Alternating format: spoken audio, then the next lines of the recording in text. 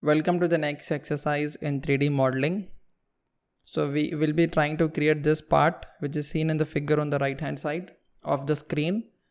And first let us try to analyze the geometry which is present to us. So this is a block and it is a very simple block. Basically it is a kind of cuboid we can just imagine, and it is having certain features. We have a hole over here, we have a slot, and we have another slot in the base.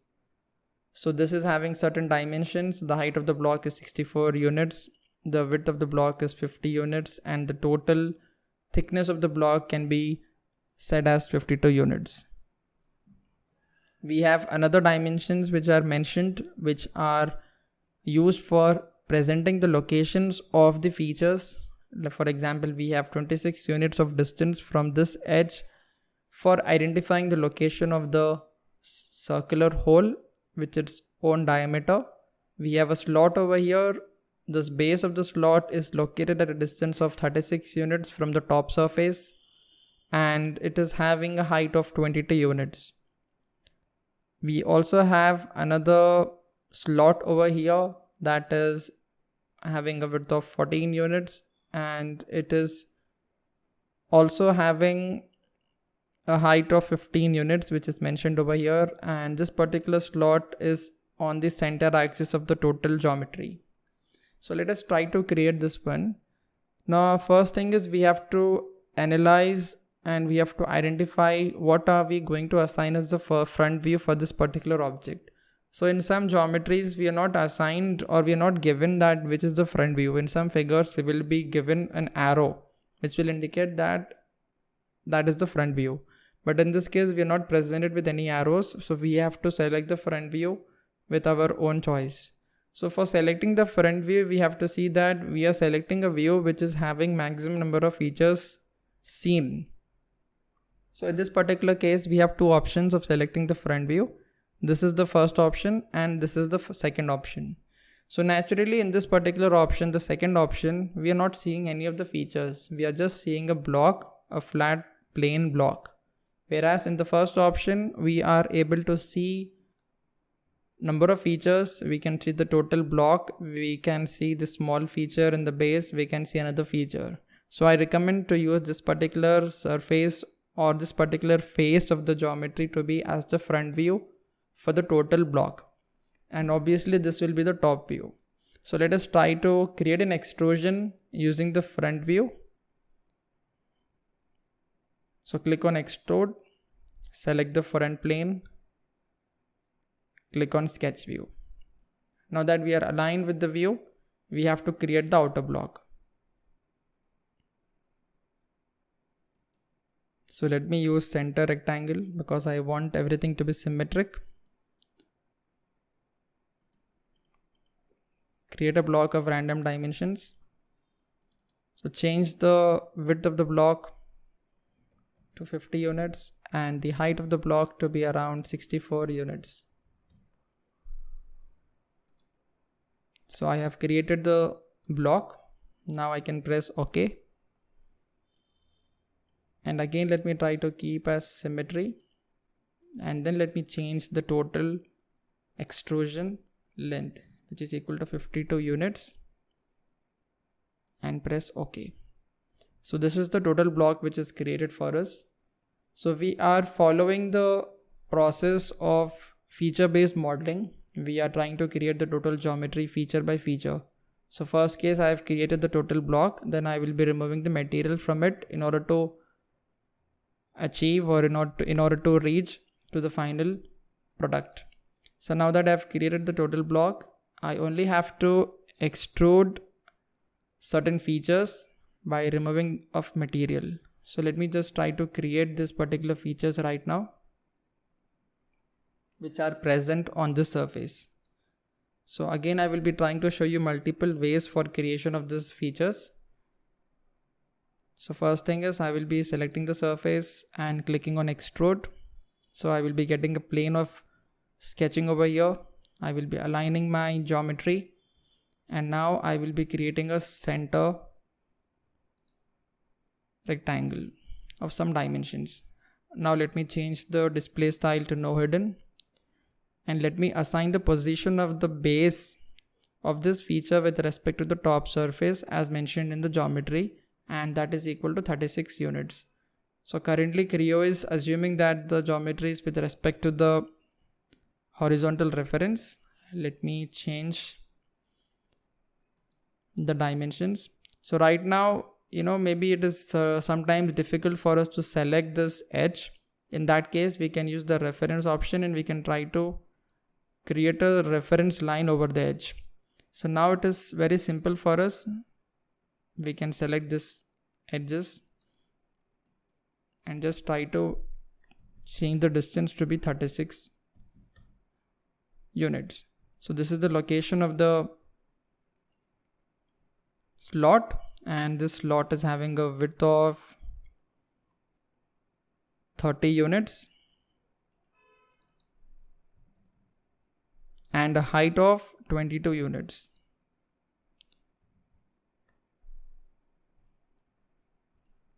Clear? Now let me press OK. Let me change the display style to shading. And let me use this option for moving till the other surface. So I have created the slot. Now let us try to create this feature by selecting the surface and clicking on Extrude command, aligning the sketch. So this is again a rectangle. First let me create a center line. So the reason why I'm creating a center line is because I will not be getting the symmetry constraint with respect to the general reference line which is seen. So let me just try to show you over here. So I believe we will not be getting any symmetry. You can see I'm not getting any symmetry over here, but here I have created a vertical center line. So I may be getting a symmetry reference, you can see. Okay. So I have to only adjust the height, which is equal to 15 units, and the width is equal to 14 units, and press OK. So maybe in your computer screen you may not be required to change the display style, because since I'm screen recording, I feel it is better to change the display style and explain you more clearly, but you can directly work with the shading if you're comfortable with it. So let me change the direction and let me change the depth till the next surface. So I have created another feature. So two features are done. We are left with a simple feature, that is a circular hole on the top surface. So I'm clicking on Extrude and selecting the surface, aligning my geometry.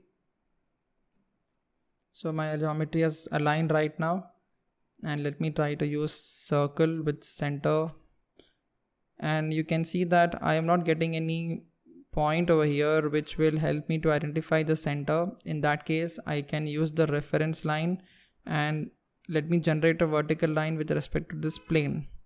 So I have created the reference line. Now I am really hoping that I will be getting a point to stop. You can see it is stopping.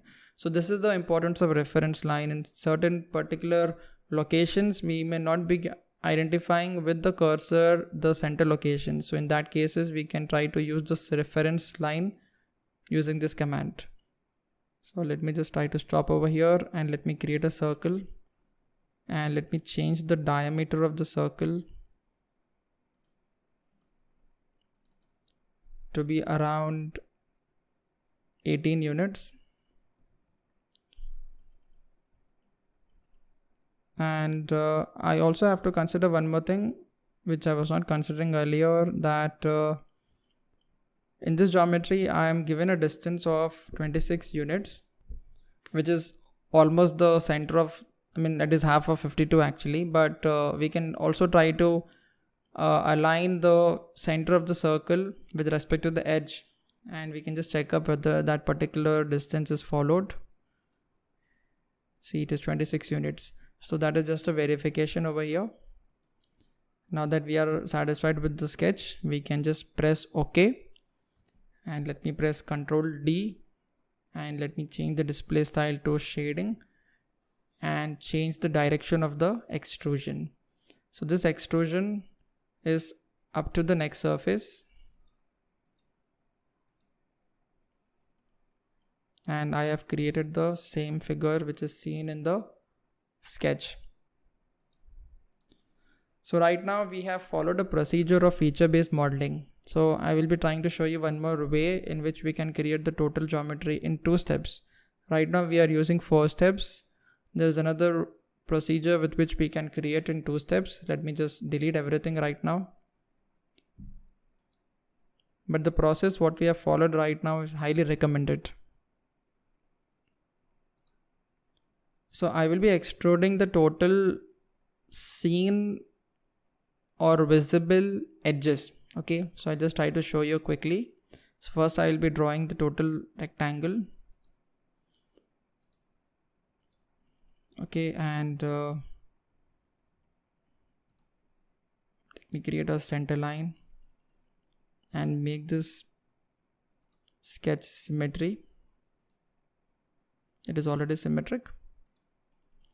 Change the width to be 50 units and the height 64 units.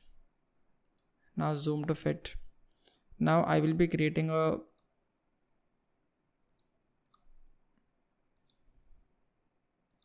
rectangle over here that is having a distance of 22 and the width of 30 and the height of 22. Yes, sorry, this is 36 and this is 22. Okay, and let me create a slot over here which is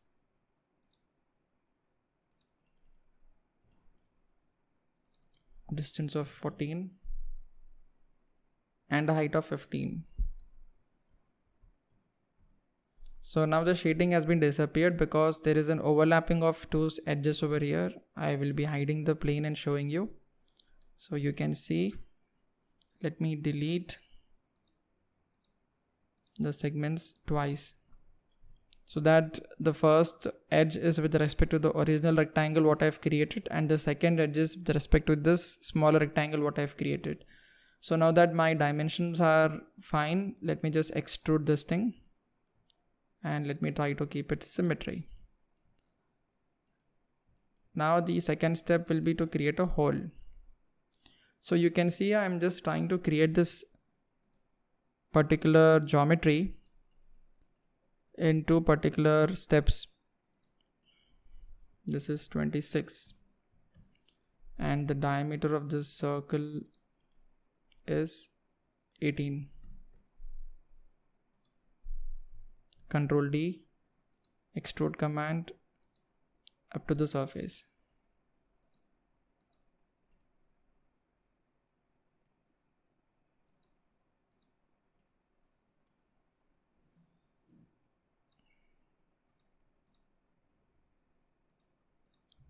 Let me just try to keep it as. So you can see there are certain complications in this procedure. Okay, let us assume that we have created a hole. But what I'm trying to tell you over here is the procedure what I followed over here is not recommended every time, because in this particular method I have created the total geometry in 2 steps. Yeah, this is okay. Done. Okay, so you can see that the figure is being created right now in 2 steps. So whenever we are trying to create this kind of geometry, even though we are trying to achieve at the final sketch which is given to us, but this kind of procedure is not required every time, because this will try to show you that you are not aware of the manufacturing processes. So when we are working as a design engineer, we also have to follow certain steps which are followed in the creation of the models in real times. So in the earlier process what I have tried to show you, I have created the total block and I have removed the material feature by feature. So this is a very good process of modeling a geometry. So that is called as feature-based modeling. So it is better to follow as far as possible to create the geometries by following the feature-based modeling procedure. So we also have to see that the removal of material is less, and we have to see that we are creating the total block and the total geometry at once. Then we are removing the materials wherever required to create the features. So there are different ways of creating the geometries. It depends on the user, the geometry, and the time given to us. So if at all, if you are attending an interview where they're not bothered about the steps what you are following, you can directly create in 2 steps and you can just show them the results if they are interested to see the final results. If they are basically testing your knowledge with respect to the software. If they are also interested to see the procedure what you are following for the creation of the steps, that is using the model tree option, you have to see that you follow the earlier process which I was trying to show you in the earlier method of creation of this particular model. So now that this particular sketches geometry is modeled, let us go to the next video and continue the modeling exercises.